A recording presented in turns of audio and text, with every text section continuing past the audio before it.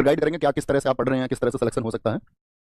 तो ये स्क्रीनशॉट इसका लें। सामान्य विज्ञान, तो यानी कि आपको जो साइंस है वो पढ़ना ही होगा। साइंस का भैया कैसा लेवल में तैयार करूं? देखो, अगर साइंस की बात करें 60,244 में कुछ क्वेश्चन ऐसे आए कि बहुत टफ थे, ठीक है, यानी कि आपका बहुत एलिमेंट्री क्वेश्चंस आ गए। और यहीं पर हम बात करें, जैसे पिछले वाला हुआ था री एग्जाम, तो उसमें कुछ एसिड था, उसके सिर्फ केमिकल नेम पूछ रखे थे। तो यहाँ पर फिर भी मैं आपसे कहूंगा कि बहुत बड़े स्तर से आप बहुत मतलब गंभीर होकर विज्ञान को अभी आप मत पढ़ने लगना। साधारण तरीके से विज्ञान को पढ़ना, जैसा कि कॉम्पिटेटिव एग्जाम के लिए आप पढ़ते हैं, किसी भी एग्जाम के लिए पढ़ते हो, सिर्फ उतना यहाँ पर सामान्य विज्ञान आती हो।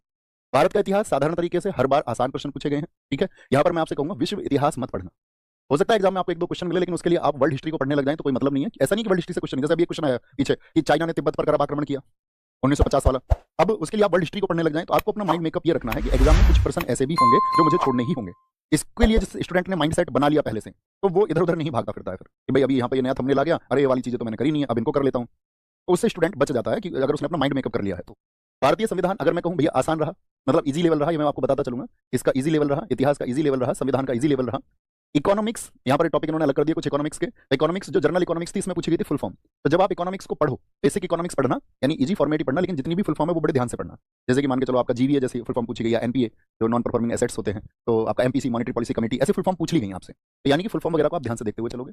भारतीय कृषि, ठीक है, इससे मतलब तो ज्योग्राफी में आप कंसीडर कर लेंगे इसको। व्यापार, ये भी ज्योग्राफी में हो जाएगा आपका। जनसंख्या से क्वेश्चन पूछे गए, पॉपुलेशन से, स्टैटिक जीके का पार्ट हो गया आपका।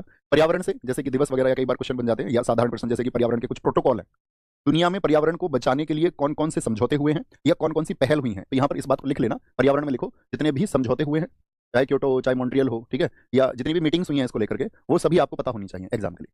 भारत का भूगोल ये साधारण है। विश्व भूगोल में कहूं तो विश्व भूगोल के नाम पर आप पढ़ना, जो कि ये देते भी अलग से अगर इन्होंने दिया होगा इसमें, राजधानी, मुद्रा, ये सब किसमें, विश्व भूगोल में। जो चर्चित शहर है उनके उपनाम क्या है, दुनिया के कुछ शहर किस चीज के लिए प्रसिद्ध है, ठीक है, ये बात याद रखेंगे। अब ये यूपी जीके का पार्ट हो गया, यूपी की शिक्षा संस्कृति, जैसे मैंने कहा चिकनकारी पूछ लिया गया, या यूपी में राजस्व की बात होगी तो इसके लिए यूपी का बजट थोड़ा सा आपको पढ़ना पड़ेगा। मैं फिर कहूंगा यूपी जीके इग्नोर मत करना, है ना। पुलिस व सामान्य प्रशासनिक व्यवस्था, मानवाधिकार, ये बहुत हिट टॉपिक रहा इस बार भी, इससे क्वेश्चन पूछे गए, आपने देखा होगा ह्यूमन राइट्स से। तो ह्यूमन राइट्स कैसे शुरुआत हुई इसकी, ठीक है, 1948 से, या इसका क्या भी ओरिजिन रहा आपका, और अभी जो भारतीय राष्ट्रीय मानवाधिकार तक है, तो कंप्लीट इसको पढ़ना बहुत अच्छे से। आंतरिक सुरक्षा और आतंकवाद, देखो आंतरिक सुरक्षा यानी कि इसमें आपका जो साइबर सिक्योरिटी है, बहुत सारे क्वेश्चन पूछे गए। 3-4 टॉपिक लिखिए आप अपनी कॉपी पर। एक तो साइबर सिक्योरिटी, एक दूसरा टॉपिक लिखिए आप सॉफ्टवेयर, तीसरा टॉपिक आप लिखिए इंटरनेट, और इंटरनेट के अलावा आप चौथा इसमें टॉपिक रखो अपना सोशल साइट्स। फिर से मैं रिपीट कर देता हूं, यानी कि जितनी भी हमारी जो सोशल साइट्स हैं, चाहे फेसबुक हो आपका, बाकी जो भी है, ट्विटर से लेकर के लिंक्डइन से लेकर के, उन सब के बारे में, यानी कि सोशल साइट होगी। एक आपका मैंने बताया कि साइबर क्राइम को, और आपका इंटरनेट को, और सॉफ्टवेयर, इन 4 चीजों को, 4 टॉपिक्स को बड़े ध्यान से देखना। हम सब करें, लिख चुके हैं क्या? आपकी सारी बातों के मैं जवाब दूंगा, अभी पूछना थोड़ी देर, पहले मेरी बातें सुनो फिर मैं आपकी बातें सुनूं, ओके। भारत और उसके पड़ोसी देश, यानी कि भारत के पड़ोसी देश का जीके कि भाई जो भारत का पड़ोसी देश है बांग्लादेश, उसकी आपका राजधानी क्या है, वहाँ की लंबी नदी कौन सी है, वहाँ पे करेंसी कौन सी चलती है, वहाँ की संसद का क्या नाम है, वहाँ का राष्ट्रीय खेल कौन सा है, तो वो एक जनरल इन्फॉर्मेशन आपके पास में होनी चाहिए। तो यहीं से वो क्वेश्चन पूछ लिया गया पड़ोसी देश वाला कि भाई आप अगर चाइना का अध्ययन करोगे तो भाई चाइना ने तिब्बत पर आपका आक्रमण किया, तो वही मैं कह रहा हूँ कि वो एस्केपेबल क्वेश्चन है, छोड़ने वाले प्रश्न है। राष्ट्रीय और अंतर्राष्ट्रीय महत्व के सामसायिक विषय, जो कि आपका महत्व में आपका इसमें मतलब अगर हम बात करें राष्ट्रीय विषय में, जैसे कि कोई भी ऐसा सरकार के द्वारा इनिशिएटिव लिया गया है जो राष्ट्रीय महत्व का है, उससे प्रश्न हो गए। राष्ट्रीय और अंतर्राष्ट्रीय संगठन, ये बहुत इंपॉर्टेंट है, हर एक शिफ्ट में क्वेश्चन था इससे। अब संगठन में क्या, कुछ तो फुल फॉर्म पूछ लिया, मैंने चलो सात का फुल फॉर्म पूछ लिया उसने। कुछ संगठन इसमें उसने टिपिकल भी दिए, जैसे कि आप उसे जनरल बुक्स में देख ही नहीं पाओगे, साधारण किताबों में, ठीक है। या अगर मैं बात करूं, कुछ थे ऐसे संगठन, हमने देखा इराना वगैरह जितने भी संगठन है, वो साधारण किताबों में होते नहीं है, ठीक है। फिर आएगा आपका राष्ट्रीय और अंतर्राष्ट्रीय संगठन के बाद में विमुद्रीकरण, बहुत इंपॉर्टेंट टॉपिक रहा, हर शिफ्ट में क्वेश्चन था, विमुद्रीकरण से क्या प्रभाव हुए, कैसे हुआ, ठीक है। आपका साइबर क्राइम, ये मैं आपसे बोल ही चुका। जीएसटी, जीएसटी से हर शिफ्ट में लगभग 2-3 प्रश्न थे, जैसे जीएसटी के ब्रांड एम्बेसडर से लेकर के आपका मनमोहन सिंह जी से, जीएसटी में बाकी सॉरी जीएसटी के जनक थे वो, ठीक है, अटल बिहारी वाजपेयी जी से क्वेश्चन था। जीएसटी के जनक अटल बिहारी वाजपेयी जी से, जीएसटी के ब्रांड एम्बेसडर से क्वेश्चन था, या जीएसटी की जो दर होती है, स्लैब होती है, उन सबसे क्वेश्चन था आपका। तो जीएसटी से मतलब एक अच्छी तरह से आपको उसको पढ़ना है।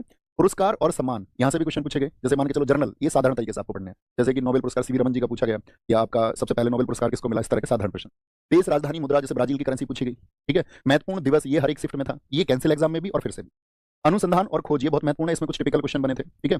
अब देखो यहाँ पे पुस्तक और उनके लेखक, अगर आप देखोगे इसमें आप फोकस करना सिर्फ इंडियन ऑथर्स पर, या 10-20 नाम ऐसे जो विश्व स्तरीय चर्चित हैं, नहीं तो फोकस किस पे करेंगे, इंडियन ऑथर्स पर। जैसे मैंने यहाँ पर आपको बताया कि विश्व भूगोल यानी कि विश्व इतिहास, कुछ ऐसे विषय हैं जिनमें टिपिकल क्वेश्चन बन सकते हैं, तो आप पहले ही माइंड मेकअप कर लेना भैया, वो एस्केप करने के लिए हैं, छोड़ने के लिए हैं। जैसे यहाँ पर क्वेश्चन बन सकता है आपका इंटरनेशनल राइटर्स। अब इंटरनेशनल राइटर्स कितने पढ़ोगे आप? अब आप मैं से बात करूं आपसे कि अंतर्राष्ट्रीय लेखक और पुस्तकें कितनी पढ़ सकते हैं? अब हजारों लेखक हैं, हजारों पुस्तकें, ऐसे थोड़ी उनको पढ़ने लग जाओगे। तो भारत की जो चर्चित पुस्तकें उनको पढ़ना, जैसे कि अब क्वेश्चन पूछा गया था India means freedom, Maulana Abul Kalam Azad, आप कर सकते हैं। कहने का मतलब ये आपकी तैयारी में जो बाकी सब कर सकते हैं वो नहीं छूटना चाहिए। एक अच्छे एस्पायरेंट की पहचान है कि वो जर्नल सिलेबस को पहले अच्छे से कवर करे, ठीक है। पुस्तक और उनके लेखक, सोशल मीडिया, ये मैं आपको बता चुका, कम्युनिकेशन ये सोशल मीडिया पर आ जाएगा, सोशल साइट्स जिसको मैंने नाम लिया। इंग्लिश वाले बच्चे एक बार इसका स्क्रीनशॉट ले लें, जिनको सिलेबस देखना हो, इंग्लिश में समझना हो, ओके, कोई दिक्कत। अब आती है बात जीएस को रोज कितने घंटे पढ़ें और कैसे पढ़ें, ओके। यहाँ पर बात करेंगे क्या बोलेंगे जीएस को। अब देखो दोस्त, जर्नल अगर आपसे बात बताएं कि भैया, एक तो ये है कि आजकल जो स्टूडेंट्स पढ़ रहे हैं ऑनलाइन, और एक ये स्टूडेंट्स है जो ऑफलाइन है। ठीक है, ऑफलाइन में भी दो तरह के स्टूडेंट हैं, जो किसी कोचिंग में पढ़ रहे हैं या एक तरह के हैं जो सेल्फ स्टडी कर रहे हैं। ठीक है, ऑनलाइन में तो बच्चे मतलब जो ऑनलाइन आपका प्लेटफॉर्म है उनका इस्तेमाल कर लेते हैं अपनी तरह से, वो समझदार है, आजकल जानते हैं इस बात को। देखो जो सेल्फ स्टडी कर रहे हैं, सेल्फ स्टडी वालों को मैं ये कहूंगा कि भाई अगर आप बहुत अच्छे से प्रिपेयर हो चुके थे और पिछली बार आप किनारे पर रहे या किसी तरह से रहे, तो आप अपनी तैयारी को बूस्ट अपने तरीके से ही कर सकते हैं, सिलेबस को ध्यान में रखकर थोड़ी रिसर्च आप कर सकते हैं, या मान के चलो भी सेल्फ के लिए फिर जरूरत पड़ेगी बुक्स की, तो बुक्स के बारे में आपको भी गाइड करेंगे। जो लोग ऑफलाइन कोचिंग्स में पढ़ रहे हैं कि भाई कोई ऑफलाइन कोचिंग उन्होंने ज्वाइन की हुई है और वो जानते होंगे अपने सर लोगों को जो उनको पढ़ा रहे हैं, अगर वो एक अच्छा मटेरियल उनको प्रोवाइड करें तो फिर पूरा भरोसा उनके प्रति रखें। ठीक है, आज ज्यादातर स्टूडेंट्स ऑनलाइन की तरफ आ चुके हैं। रही बात रिजल्ट्स की, बहुत लोग हो सकते हैं आपसे तमाम तरह की बातें करें, आप जानते ही हैं।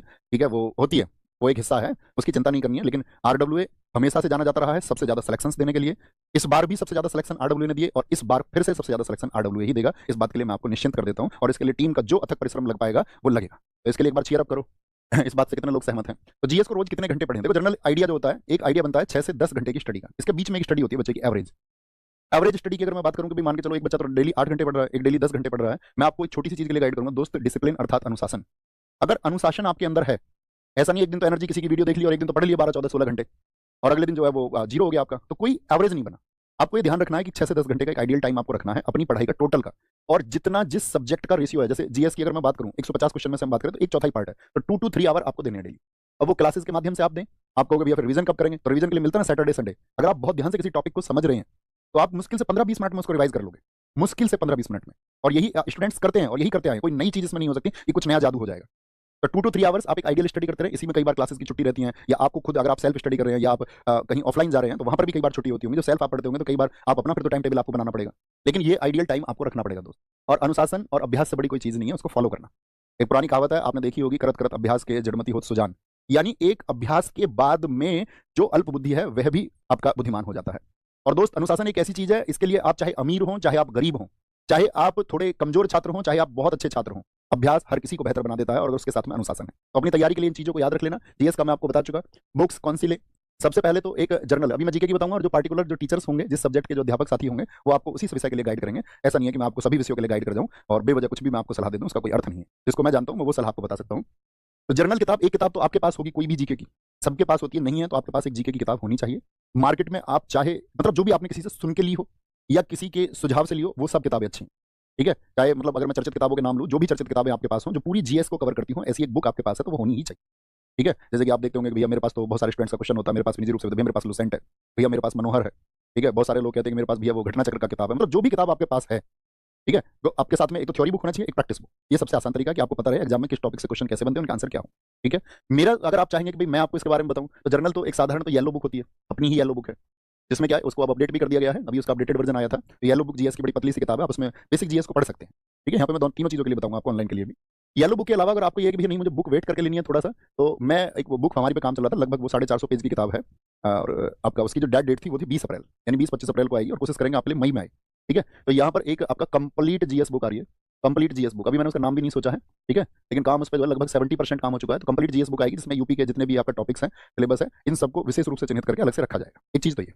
अब बाकी आपके पास जो बुक है उसको आप कंसीडर करें। ऐसा बिल्कुल नहीं है भैया मेरे पास वो किताब है तो क्या मुझे ये किताब खरीदनी जरूरी है, बिल्कुल जरूरी नहीं है। आप जो किताब आपके पास है उस पर विश्वास रखें, या आप कहीं से अब तक ऑनलाइन पढ़े होंगे, कहीं से भी आप पढ़े हो, ऑनलाइन के पास में आपका पेड नोट्स आपके पास होगा, जो नोट्स आपने बनाया होगा। कितने लोगों के पास है, थम्स अप करें तो मैं समझ जाऊंगा कि आप मेरी बात को समझ पा रहे हैं। ऑनलाइन क्लासेस के आपने नोट्स बनाए होंगे, अगर आपके पास वो नोट्स हैं तो फिर उन नोट्स पर विश्वास रखो, फिर उन्हीं को रिवाइज करो, और कुछ चीजें आपको ऐड ऑन करनी है तो उसमें कर लो। ठीक है, अब बात है यूपी पुलिस की बुक्स, यानी कि सारे सब्जेक्ट की जो यूपी पुलिस की बुक्स है, ये साथी आपको मई में मिलेंगी। इतने आप अपनी चीजों को बेसिक्स को ढंग से कर लें, बाद में जो प्रैक्टिस बुक मिलेंगी ये आपको मिलेंगी कब? मई में। तो इसके लिए आपको बीच में किसी से नहीं पूछना ना बोलना है, आप समझ जाना भैया ने बताया मई में, तो मई में वो आपको मिल जाएगी। ओके, तो बात समझ में आई बुक्स का। जीएस के लिए क्या करना है, जो बुक आपके पास है उस पर विश्वास रखिए। बुक नहीं है तो येलो बुक जिनके पास में वो बेसिक जीएस उससे पढ़ सकते हैं। जिनको ये चाहिए नहीं भैया शानदार से किताब, जब मैं इसको आने के बाद मिलूंगा तो मैंने बता दिया है कि अप्रैल लास्ट में अपनी जीएस की किताब आएगी, कंप्लीट थ्योरी बुक आएगी। ठीक है, थ्योरी बहुत विस्तार से हर एक टॉपिक में बांटते हुए, ताकि आप एक आसान सी भाषा में पूरी जीएस को समझ पाओ। तो सारी यूपी पुलिस की बुक्स के बारे में मैंने आपको बता दिया, जो मैथ रीजनिंग, इसमें मैथ आपका रीजनिंग, हिंदी और जीएस। ठीक है, ये चारों किताबें